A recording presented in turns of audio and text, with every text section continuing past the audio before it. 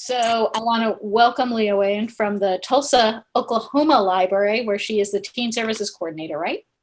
And she is going to be presenting on teen writing contests. And I don't want to say much more because I know she's got a lot to say and I don't want to take up any of the time. So thank you all again for coming. And Leah, you are on. Okay. Well, we'll go ahead and share. There we go. So it looks like that slide is up. So like Linda said, I'm Leah Wyand and I'm the Teen Services Coordinator for Tulsa City County Library System. We have 24 branches in urban, suburban, and rural communities across our county. I mostly run system-wide programs for teens, including our Young People's Creative Writing Contest, which is now entering its 34th year. No pressure. But in today's webinar, I'll go through my presentation, but there will be spots where we pause for questions or throw out a poll. Please feel free to use the chat, though, for any questions or comments, and Linda Brown will also be monitoring that so we don't lose any questions. You can always email me at leah.wyand@tulsalibrary.org if you have any questions, and I'll have that contact information as my last slide, so you will definitely have time to take that down if you want it. So, why have a writing contest? There's lots of really good reasons to support your library hosting a teen writing contest. It benefits both your library and the teens you serve. Here are some principles that are kind of both general and from the YALSA Features Report, which is a really great document with a lot of highly actionable and practical suggestions and plans for implementation. So one thing that a writing contest can do for you is it gives students a way to build and apply literacy skills. And this can extend to multiple literacies. Maybe they're filling out an entry form and submitting their entry online. That's really good practice for life skills, from knowing what a zip code is to understanding differences in file types. For instance, we require our entrants to convert their files to PDFs rather than submitting .docs or anything else. Also, think about all the forms they're going to be filling out online, whether it's filling out for health insurance or school enrollment or anything else. That's a reason to include different skills building, things like that. So another thing is tapping into interest in content creation to expand your teen follower base. Teens are really big consumers of online content, but they're also creators. And this program can be a way to extend your library's reach past just the teens who already know and love you. It's a good way to get the library on the radar of teens who don't yet understand what the library has to offer them, but who are maybe really interested in sharing their creative vision through their writing. You can also tie in the writing activities with curriculum. If you're in a school library, a writing contest is a great way to support curricular standards, which gets a lot of engagement from faculty and administration.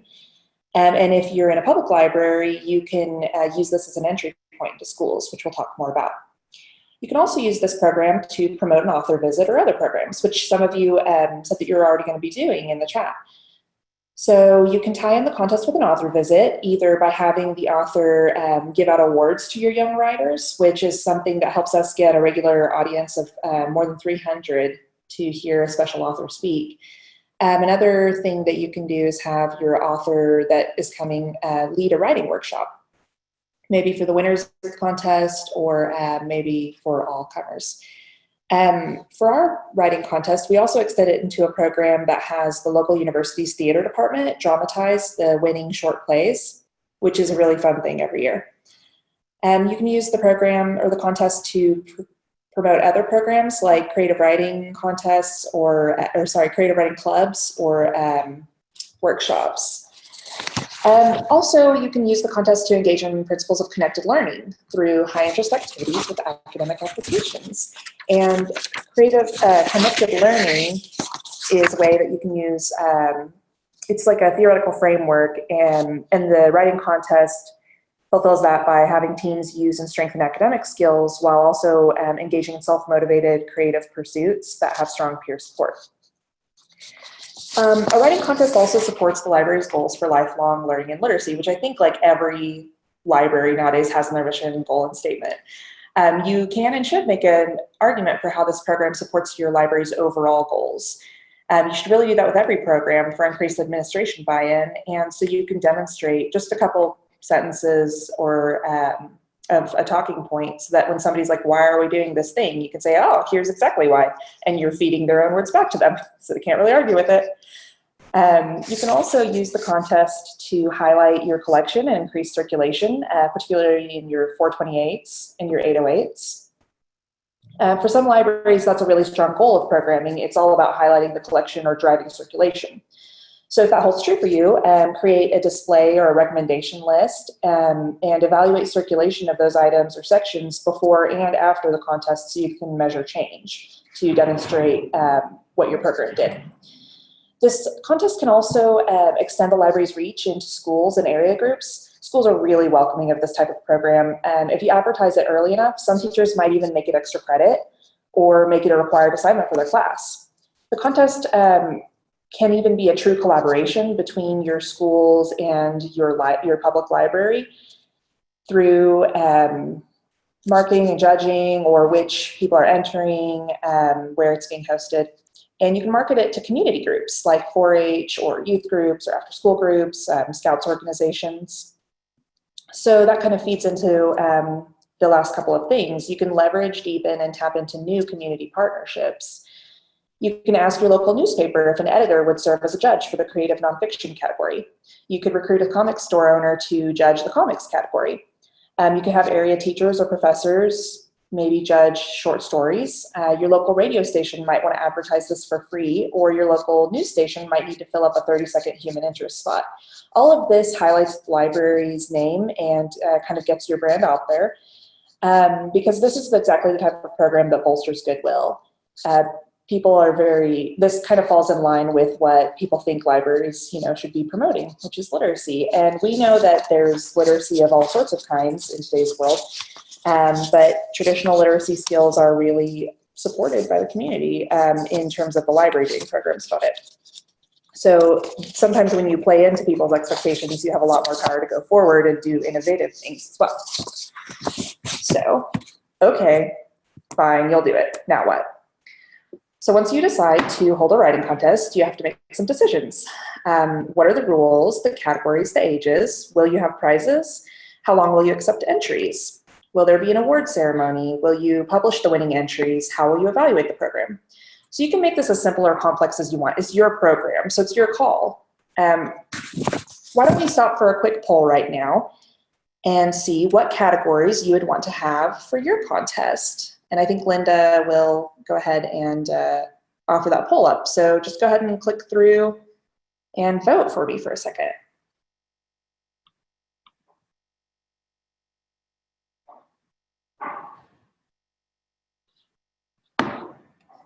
Can you see the responses, or just yes? Okay. Yeah, I can see the responses there. So a lot of you are voting short story. Short story and fan fiction are winning right now. Oh, storytelling? Okay. Yeah. That's in the chat there from Patrick. Yeah. Patrick. We're pretty close to full. Okay, I think pretty much everybody who's going to vote has voted, so we'll go ahead and call it there. Okay, so I'm going to end the poll. There you go. Sorry, I did that. Oh, that's all right. That's okay. Good. Dan, I don't know if the idea of persuasive essay would generate interest in teens at all, but I needed to fill up poll categories, so that's why it's on there. So it looks like the clear winner is short story, but second behind it is fan fiction, and then behind that, poetry, and then comics. So I can go ahead and share the results here, right, Linda? Yes. Okay. So everyone can see on there kind of what the winning categories are. But there's a lot of different things that you can do in this, and it also may be that what categories are interesting to us might not be interesting to teens. So kind of, focus test that a little bit. Okay. So. Close it. Do you want me to close it? Oh, I did, sorry. Oh, okay. Huh. I'm still seeing it. I'm closing it. There. Close it if you can. There. Okay. So your decisions for which categories will kind of depend on your library's resources and your overall goals for the program. So we're going to talk a little bit about how my library does its teen writing contest, and that's a process that has changed over the years. So first we'll talk about the mechanics of the contest itself, and then we'll talk about judging, budget, marketing, and program evaluation, and more. But first, I want to read to you a poem from one of our entrants in last year's contest. This is called An Ode to Pie. Pie is good, I eat it in my dream. I like it with lots of whipped cream. For pie, I would sing a song, because I want it all day long. I think that pie is good, I would have some if I could. There is some pie in my fridge, I like to eat pie on a bridge. Sometimes I give raw pie to my cat, and my cat likes it like that. My favorite is pumpkin pie, I can see it with my eye. That is an ode to pie by one of our 13-year-old writers in Tulsa. So, moving along to the different items and mechanics of a writing contest. For age groups, we separate our contest into 3 age groups, 10 to 12, 13 to 15, and 16 to 18. So that allows entrants to compete against a pool that has like reasonably similar skill levels. You might not want that separation, or you might break it at different places, or it may be that your age pool is limited to only 10 to 13-year-olds or something like that. Currently for categories, our contest has 5 categories. That's poetry, short story, informal essay, which is just kind of creative nonfiction, short play, and comics. But again, you don't have to have categories. You could have everyone write an answer to a single prompt. We allow our entrants to enter all 5 categories, but they can only submit 1 entry per category. And then rules. Here's kind of a visual of our entry brochure, and there's a tear-off entry form and rules for each category. So you need to think about things like eligibility. Can any teen enter your contest, or do they need a library card? What's the cutoff date for ages? As well as manuscript or entry specifics like anonymizing entries, and whether you'll accept handwritten entries. Will you set up online submissions? How can you do that? Again, you can make this as simple or complex as you want it to be for your library. Elise chimed in about the persuasive essay, that no one participated in that one in her contest last year. They were more interested in the short story category. We always get a ton of short story entries every year. That's poetry and short story are the most popular categories for us. So for prizes, our library is able to give cash prizes to winners through the generosity of our library trust, which is a foundation that was just set up to support the library. But if your library doesn't have a friends group or a foundation to fund prizes, consider asking a local entity to donate gift cards or money for prizes. It could be a tax write-off for them, or just some great advertising and PR for them. Maybe you decide to give books as the prize, or maybe you don't have a prize at all. But think about it, Anytown Library Teen Writing Contest sponsored by X Auto Group.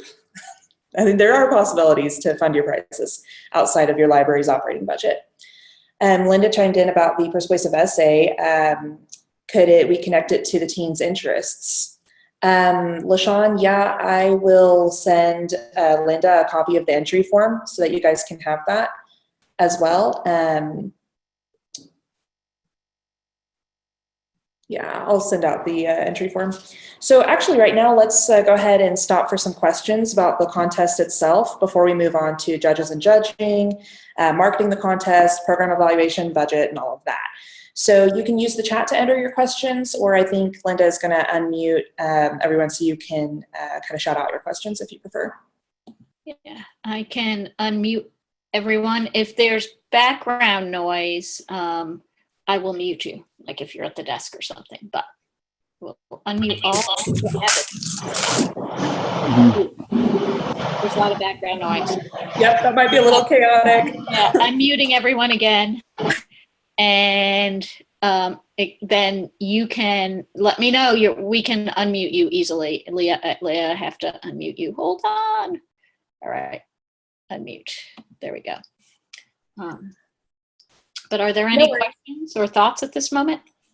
Yeah, go ahead and use the chat if you want. And if you have a detailed question, you can always ask Linda to specifically unmute you. And LaShawn, yeah, I'll send Linda a copy of the entry form for you to be able to have, for everyone to be able to have.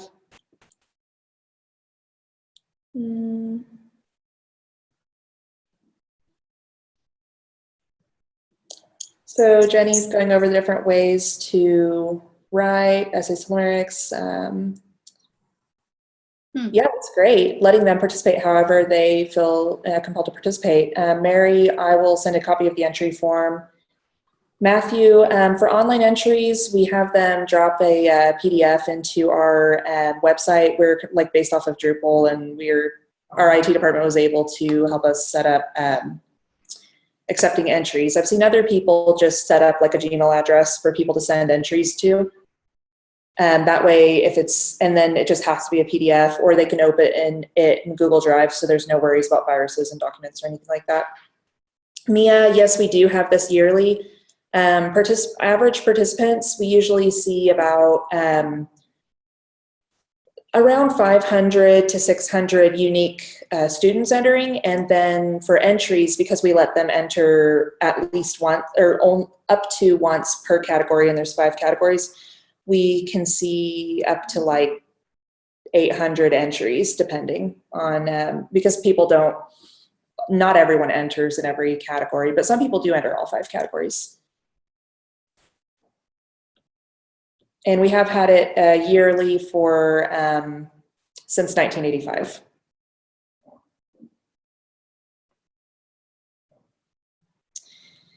Elise is talking about the persuasive essay. That's really, yeah, I think that kind of making it, yeah, the current climate would encourage participation. Mia, we give cash prizes, and we'll talk about that more in our budget, but we generally give a certain amount to first, second, and third place winners. And then we have a nice certificate as well, but I mean, it's cardstock. Super great. Damon, the first year that we did it, we have tracked it every year. I believe that was 1985 though, so I think that that was 150 entries, maybe, about that. I don't know what they did to market it besides partnering with the school then, but I'll talk about what we do to market it in the kind of next segment. Yeah, Linda, you're totally right. A lot of focus possibilities for activism and civic engagement for sure.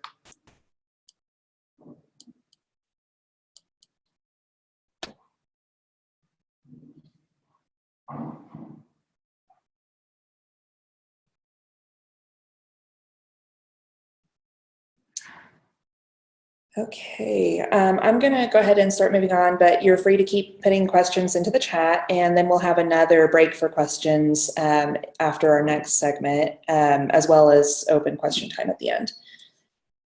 So moving on to judging, budget, and more. For judging entries and recruiting judges, you really need to consider how you're going to ensure fair judging of entries. So we anonymize all entries before they go to the judges. We put each entry form's details in a spreadsheet and then assign it a code, which we write on the entry. The judges pick their winning entries and then put the code for each on their judging sheet so that we can then go back to the spreadsheet and identify and notify the winners. You need to decide what criteria you're going to use to judge the entries and how you're going to handle disqualified or ineligible entries. Maybe you'll have a specific rubric or set of judging guidelines. Maybe you say something like, judges, please use your own best judgment, as it were, based off of originality, creativity, innovative thought, or whatever your guidelines are. You do need to give your judges something to go off of, but you don't have to necessarily include percentages and breakdowns and all of that unless you want it to. Concerning judges, caveat of your mileage may vary, and you may want to do very different things from what we do, but in my opinion, I really strongly recommend that you do not judge the contest yourself. You really don't have the time for that, and also you really don't need the pressure. You want to recruit a judge or more than one judge for multiple reasons. This gives an impartial fairness to the contest, as well as keeping the anonymity on both ends. It gives you an opportunity to leverage, deepen, and create new community partnerships. This is the way to form a bond with a local poet who you can later recruit to lead a slam poetry workshop. You can get an educator to work with you through this so that you can form a relationship. You can widen your network this way. People love being asked to give their opinion, and they're honored that you think their say-so carries that much weight. But give them adequate time to read and judge all entries and communicate well. Send them a thank you note after the contest, telling them who the winners are that they selected, because remember that their judging was on anonymous entries. So for marketing your contest, you want to use all your usual channels, definitely, but think about how you can get the word out in other ways, since part of this contest is designed to reach new teens who maybe aren't already on your usual marketing channels. So maybe your local public radio station will give you a spot. We usually get a short spot on our local NPR station. Maybe you can get on the school's morning announcements, or if they have a school TV channel or group, then maybe you can do a short spot on that, or give a small presentation to English classes at your local middle or high school. Can you put a banner on your website or be a guest on a local morning talk show? Maybe you can put up posters in your coffee shops and your community bulletin boards. You could drop off entry forms at 4-H clubs or community theaters. Just think about maybe what places you know that teens around you are going to, or talk to people who have teens in their house and figure out where they're at and try to go there to advertise. And then for evaluating your program, you need to set out goals before you start so that you have something to evaluate on. Maybe your goal is to get 100 entries, or to use this contest to present at 3 new schools. Maybe you want to increase circulation of writing books or increase traffic count. Decide what your goals are and decide how you know that you reached your goals. So if a goal is to increase teen program engagement and you decide that for this program that looks like 100 entries from at least 50 unique entrants, then there you go. Maybe it's about getting more 16-year-olds in the door, or reaching more students from the middle school up the road. You need to be clear and specific in your goals so you can write a report after the program is done. This is also a place to think about what data you want to collect on your entry form. Is it important for you to know the grade as well as the age? How about zip code or school? What about gender? Do you want to put on any releases, like permission to publish winning entries or an agreement to the contest rules? Consider what statistics you want to cite in your final report. This will also give you a baseline to compare future contests against. So you always want to have that evaluation at the end. Also, you can use the data you collect, obviously, to see where you have gaps. Like maybe you got a ton of 11-year-olds entering, but no 17-year-olds. So you can think about, well, where, in the future, where could I market better to 17-year-olds? Regarding award ceremonies, will you have one? Who will give out awards, and what are those going to be anyway? We give out award certificates and prize checks. So make sure that the certificates are printed on nice paper, obviously. You can have your director sign them for added gravitas. If you're in a small town, maybe the mayor would consider signing them. Could you have a local celebrity or VIP give out the awards if you do have an awards ceremony? For us, our award ceremony is combined with an annual author program. So our winners are actually awarded by a published writer. So they'll, get their name called and they get to come out on stage, and then our author guest gives them the award and, smiles for a picture with them, and it feels really special. And I think it really helps them to think about writing and creative writing as a really special entity that can take them places, because then they can see what the future might hold for them as a published writer. But remember, you don't have to have an award program. You could publish the winning entries online, like on your website, maybe as PDFs linked on the teen page, or you could have the winning entries on display in your teen area. I think somebody said earlier in the chat that they have the winning entries or just all the entries up in their teen area for people to read and look at. You could maybe print them in a monthly newsletter or event guide if you do that. Leanne, yes, you did see Lori House Anderson somewhere. Yeah, you must have been in here when I was flipping through the slides. Yeah, well, that is on the next slide. But Lori House Anderson was our author guest this past year for the Zero Award. Oh no, it's fine. You don't have to apologize for that. It was really awesome. She's a riot. that was great. And for them to be able to hear her speak about her writing process and then get to, you know, shake her hand and get an award from her, I think that was really special to a lot of our kids for the writing contest. So budget details. I'm going to give you the details on what we spend on our contest each year, but remember that you can make this as complicated or as simple as you want. And that this contest for us has been going for 34 years, so we have more administrative support of it. Also, you may need to consider explicitly budgeting staff time. So there's our spreadsheet. Basically for the prizes, because we have 5 categories with 3 age divisions, and we award first, second, and third place winners, we have 15 first place winners, and we give them $100 per pop for that. 15 second place winners at $50 a pop, and 15 third place winners at $25 a pop. So that really does come out to kind of whopping $2,600 for us. But that doesn't mean that that's what you have to do with your writing contest at all. Or if you want to do that and you have the support for it, go for it. For the supplies for the award ceremony, again, maybe you don't have an award ceremony. But if you do, I really have not ever spent more than $25 on this category, but I always submit this amount, $100 per year, just to kind of have a safety net. For printing and PR, our printing is actually done kind of in-house out of a different budget, but that's an important line for you to consider if you're going to need to get 1,000 entry forms run off, you know, at a print shop or at your local county printing house. So you may need to budget for posters or entry forms or bookmarks to publicize your contest, but it could all be digital. Make your poster in Canva, make your entry form in Publisher or something, and then just send it out digitally. Use Facebook, use your teen site. If you have a teen website, use Twitter. Maybe you just make it a Google form. If your library runs off of the Google Apps thing, then you could just use Google Forms and have them submit all their entry details through that and have them email you their PDF entries.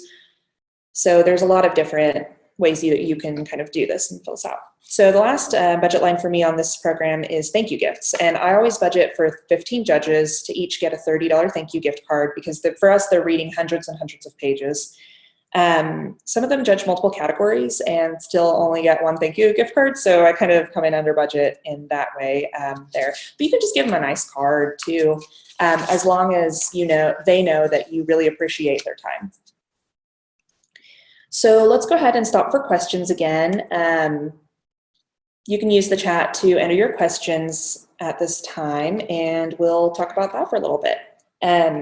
Let's see. From Jenny, posts on the teen page, Facebook, and more, depending on teen suggestions. I think that's totally great. Teens will know where people are looking.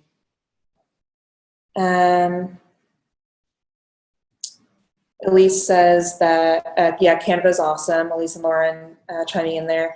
Oh, and Matthew. Yeah, Canva helps so much. You guys, if you don't have a Canva account, you can make it for free. And there's even a nonprofit version that also gives you bonuses there too. Because Canva, there is a paid version, but you can get a lot of those things as a nonprofit. If you kind of look around on Canva's website, you'll be able to find it pretty quickly, I think. It may be under like pricing or things like that. But Matthew's totally right about the Instagram advertisements. They have a lot of pre-sized things, so you're not like resizing to the correct pixel size or making it a square or whatever by cropping. It just comes automatically, like what you're designing in is automatically the Facebook header size or the Twitter cover photo size or like the A4 size of bookmarks and all of that. Mary, yeah, totally. Absolutely. Damon, oh, right. Damon, I don't have multiple judges judging the same category exactly, because that would totally be true about maintaining consistency. And I think using a rubric would really help if you did have that situation. What I have is 5 categories and 3 age groups. So I have 15 separate like age/category breakdowns. So for poetry, for instance, there's 10 to 12-year-olds have their poetry section, and 13 to 15-year-olds have their poetry section, and then 16 to 18-year-olds have their poetry section. So then I have like 3 judges for that. So they are just judging themselves on that one category. But yeah, if you have multiple judges, then you would want to use a rubric, which if you're doing it based on like a prompt-based contest where you only have one category and you're expecting like a few hundred entries, that might be multiple pages, you may want to get a couple different judges, and then a rubric would really help. I avoid the judges judging their own students if they're, I do worry about that. If I'm asking teachers to judge, basically I figure out what grade they teach, and then I don't have them judge the category for those ages. So one of my teacher judges, she teaches 6th grade, so I have her judge the 16 to 18-year-old. She usually does poetry, occasionally short story for me. But yeah, I do worry about that. And actually one time she did run into a situation where, because she was judging a couple different categories for me, and she ran into a situation where she was pretty sure that she saw a student's work. And I think it was just a really weird age thing that made that happen. And she actually like stopped and called me and was like, I think I'm ethically compromised in this. And she had one of her teacher coworkers judge the category instead for me. But that's only happened once. And, because I chose a really good judge, she was super ethical about it. But that definitely is something to think about. And that's part of why we anonymize the entries too. So even if theoretically they did know the writer, they shouldn't realize that they know the writer through the anonymity. Let's see.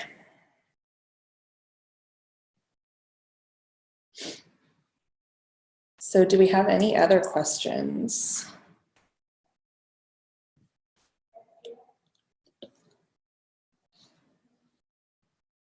Because I know this is your, oh, okay. How do you link the papers to the entry with no names? So every year what I do is when I get an entry form and an entry, the entry form has their name on it and the entry should not have their name anywhere on it. And those two are usually stapled or paper clipped together, or if it's a electronic submission, then the entry information is kind of separate and then you click a link to get to the file.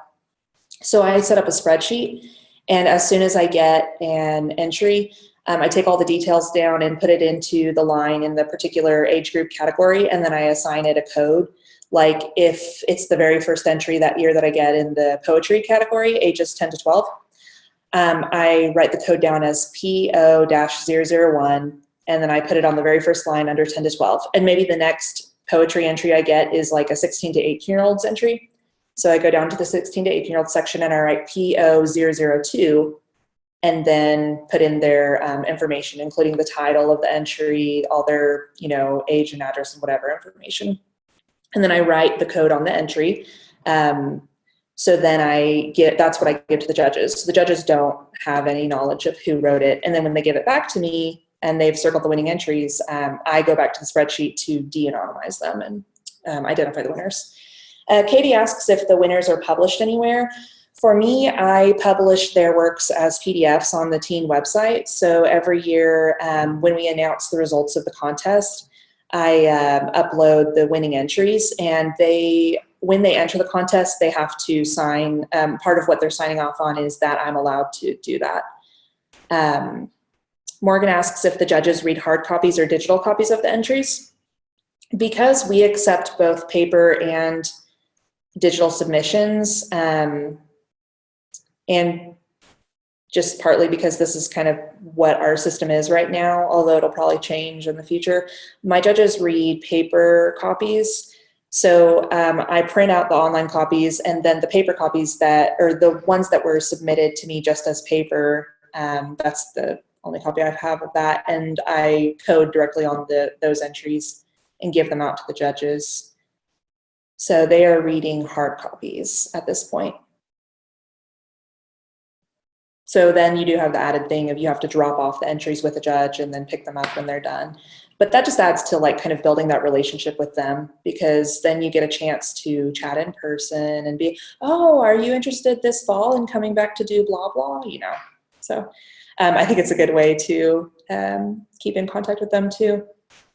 although we probably will change to digital copies within the next 5 years just because we're trying to get a bit less paper around here. So I'm going to go ahead and move on to my last little segment, and then we'll have questions again at the end here. But before that, I'm going to read you another poem that was entered last year because I know that's your favorite segment of this whole thing. And this is called, I Swear I Want a Polar Bear. I really want a polar bear. It need not have a lot of hair. It needs to wear underwear. He could sit in a chair or he could sit anywhere. He would be a millionaire. I could take him anywhere. Wherever he'd go, his feet would be bare. He would have no fear. He would not scare. His favorite food is a pear, but he would not share his delicious pear. Unfortunately, he does not care that he does not share his pear. I no longer want a polar bear. That was written by an 11-year-old last year for our contest. I shared those just to let you know that while there's a lot of work involved in writing contests, it's also an insane amount of fun to see what they come up with and send to you. So kind of tie-ins and expansions, and when we were talking about Lori Halse-Anderson a little bit earlier from Leanne, seeing this slide, Lori Halse-Anderson did come to our library last year as a part of our Zero Award for Young People's Literature, and she was able to give the awards over to the students that wrote. So there she's with one of our 13 to 15-year-olds, I think. And so we give them their certificate that's signed by our library CEO, and then we give them their prize check at that time.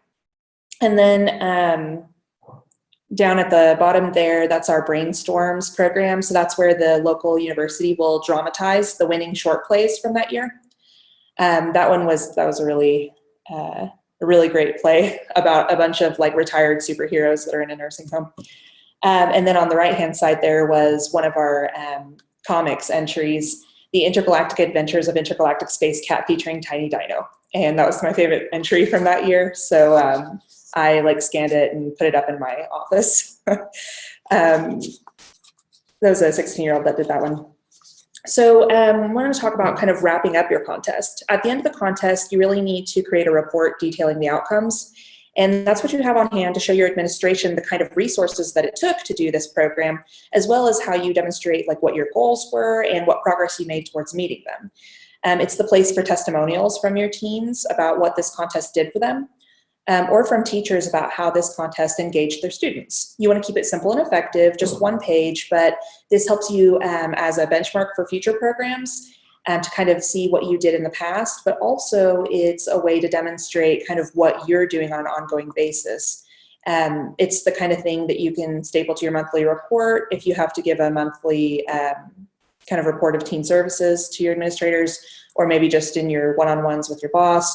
And also it's something that you can put in your file for your future portfolio if in interviews or when talking about your kind of annual reviews.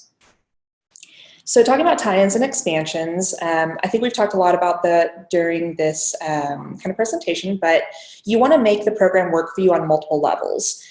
You want to use your judges as a way to communicate, to create community partners, and use the contest itself as an entry point into a school that you're trying to build a relationship with. You can tie in the writing contest with a series of writing workshops or a new creative writing club.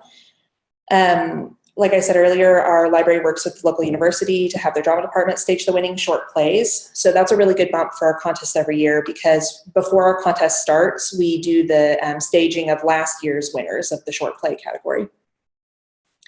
Maybe you can publish the entries in an anthology, or maybe you do it as a zine. That's kind of having a resurgence among teen groups lately. You can invite the winning writers, your winning teen writers, to lead peer workshops on writing, which would get towards kind of that participatory teen programming that we're really trying to move towards, I think, as a field, where teens are really involved in creating the programs and leading them. If you make this an annual program, you could always play around with what categories you offer. 3 years ago, we added a graphic short story category. That was quickly renamed comics for all the reasons you can think of. We got some questions. How graphic can I make this short story? So that was a rookie mistake on our part. Oops.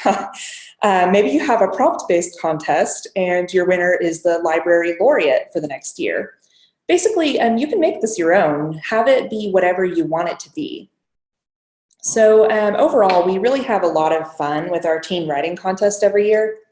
If you have more detailed questions or you want to brainstorm some ideas or just get some deeper kind of nitty-gritty details from me, you can always contact me at leah.wyand@tulsalibrary.org. And we'll take some more questions now as time allows, but please feel free to reach out to me at any time. I would love to share more about this with you on whatever points you're interested in. So thanks for listening to me. What other questions do you have or comments that you want to make about the contest? Stories to tell. Yeah, stories to tell. I mean, how just scaling this down for a small or rural library? Yeah, that's a great question, Leah. Absolutely. Patrick, if you think you're only going to be getting, maybe 20 entries tops, maybe you pick only one category, or you make this a prompt-based contest instead of letting them do kind of whatever they want. Maybe you start it with, it's a short story responding to the theme of X. And then maybe you can get your local Walmart to donate a gift card. I think there's Walmarts everywhere pretty much. We use those for our teen volunteer gift cards because that's the one place that we're pretty sure all of our kids can get transportation to. So they'd probably be willing to donate a $25 card. Walmart has a community support program where they donate to local schools, like all their stores are supposed to. So it's worth going to a business or whether it's a small business or a corporate place to just say, hey, are you interested in donating a $25 gift card for the prize for our teen writing contest? And then maybe for advertising, you just do this on Facebook and in the library. If you're able to send out an email blast to your card holders, that's a great way to advertise for the people you already know about. Or you can advertise in your school. But yeah, I would say maybe just have it only run for a few weeks and make it prompt-based or only one category. And then you can just get one judge or two judges. But it really can be on a smaller scale. It doesn't have to be this massive thing at all. Katie, small town businesses are good about donating. That's really great. I think it's really awesome how communities really support each other like that. I grew up in a town of 2,500, so it's totally a thing that I'm familiar with as well. Mary, at a small rural library. Yeah, it would be great to do it at the middle and high school. And I think that the teachers would really get into it, and the school librarians, if you have your school librarians. And the principals, that's a great way to get in good with the principals to be like, look at this thing that we're doing that encourages kids to write and read, Let's see, do you give out a particular theme for the writing contest? No, I don't give out a theme at all. So it really is just whatever comes out of their brain. We just do word limits a lot of the time. So on the poetry category, they can have up to 300 words, I think is how we do that one. For the short play, we do no more than 6 characters, no more than 10 minutes, no more than 2 settings or 3 settings, something like that. You guys will all get the entry form. So you'll see that. And yeah, so you want to just make sure that you're limiting how much you get if you don't give a theme or things like that. But kids come up with the craziest different stuff. I will say that sometimes you see entire classes entering because they all start with the same sentence, and that's how you know you got a class. Because they're my vision for America is, and then that's your, they all entered the creative nonfiction that year like that. Or a short story about, I was on my way to the doctor when, and they all start that particular way. Katie asks if anyone has had an ongoing writer group for that age. I think there are some people who, before we were starting, talked about a writing club. One of our libraries has a creative writing club right now, and they just started it, so they're still kind of building up a following. But I think they have, a few regular groups or attendees.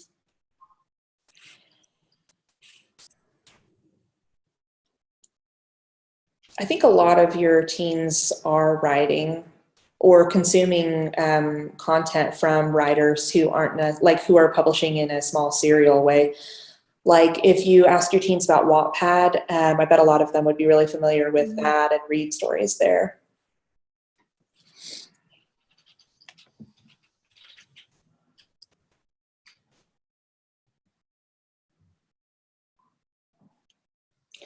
Leah, what's your biggest challenge with the writing contest? So my biggest challenge with the writing contest is staff time. Because of how big the contest is, it just takes a lot of time to manage just in the paperwork side of things, like coding all the entries to de-anonymize or to anonymize them and then de-anonymize them, and the PR for it and all of that. It's really not like that bad. It's just that because we have so many parts to it with like so many categories and age groups, it just gets a little bit like large. But I have a lot of spreadsheets, and that's awesome. Probably I like them anyway. I don't know, other people don't like spreadsheets, but I think really the biggest challenge is time and accuracy of detail. Because when we're dealing with several hundred entries, I just want to make sure that I never like disconnect the, writer from the piece, because then you're giving a prize to the wrong kid, and that's, cause tears all around. That would make me very nervous. And what's your I know you've said things you really like, but what's your favorite thing about this? My favorite thing is just the entries themselves.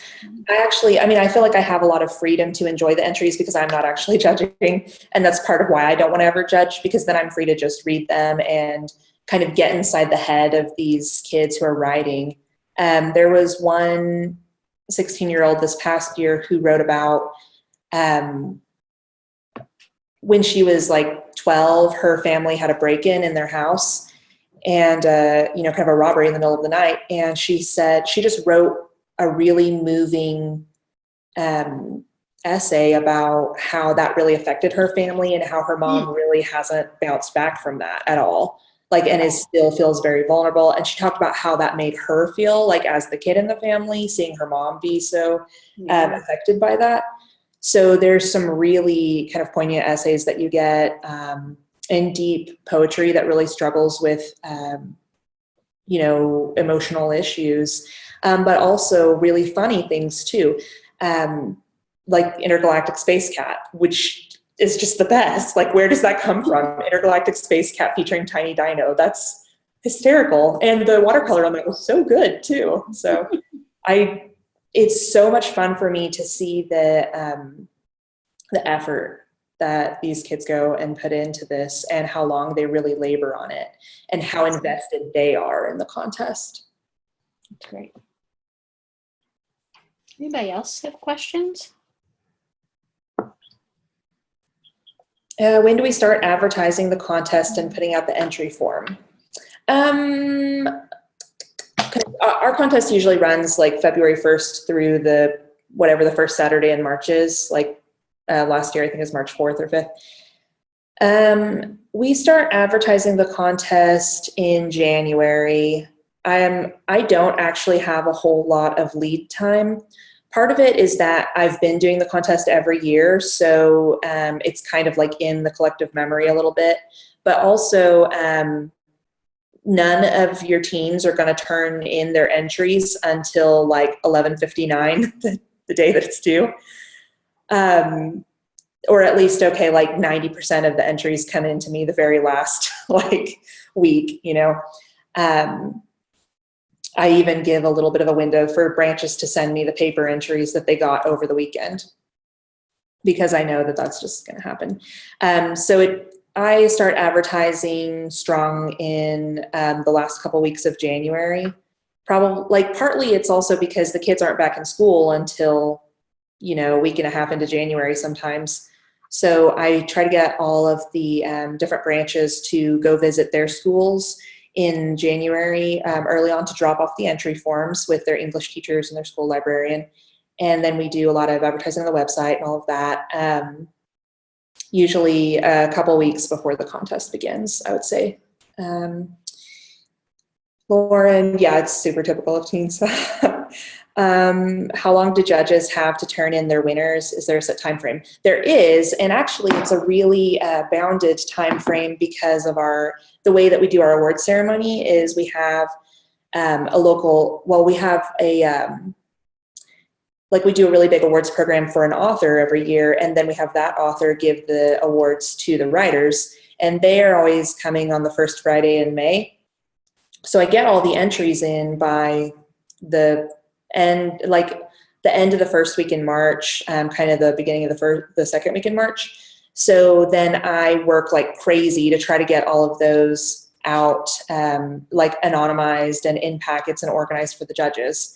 And then I give those to the judges usually by the third or so week of March. And I try to give them 3 to 4 weeks to judge.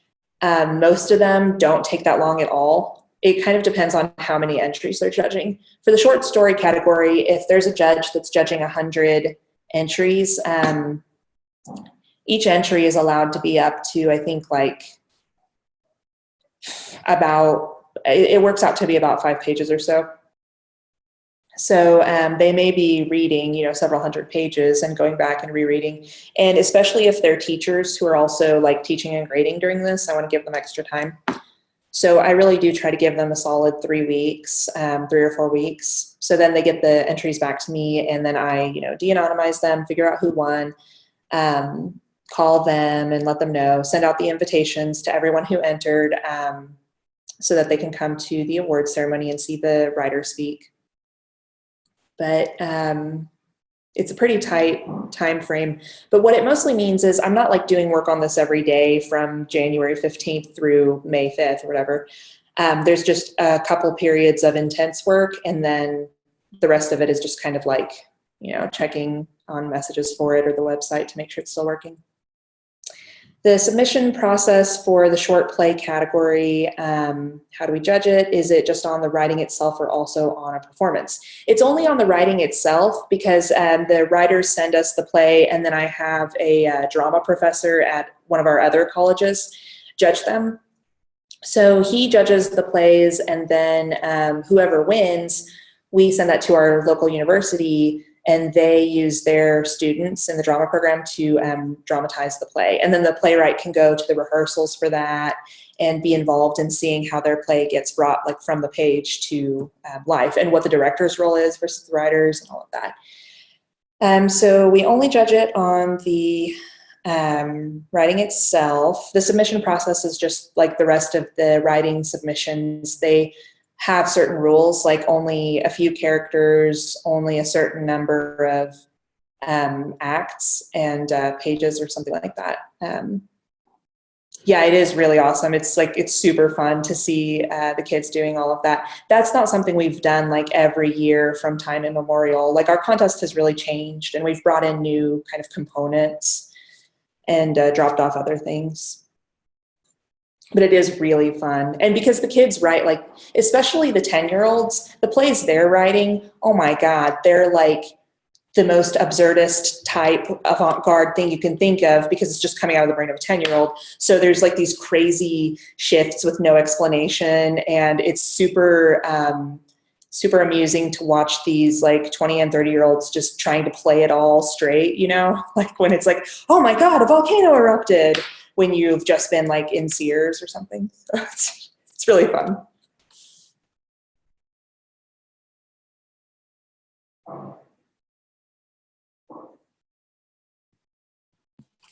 Well, are there any last questions? If there's not, we're just about out of time anyway. Leah, any last words from you?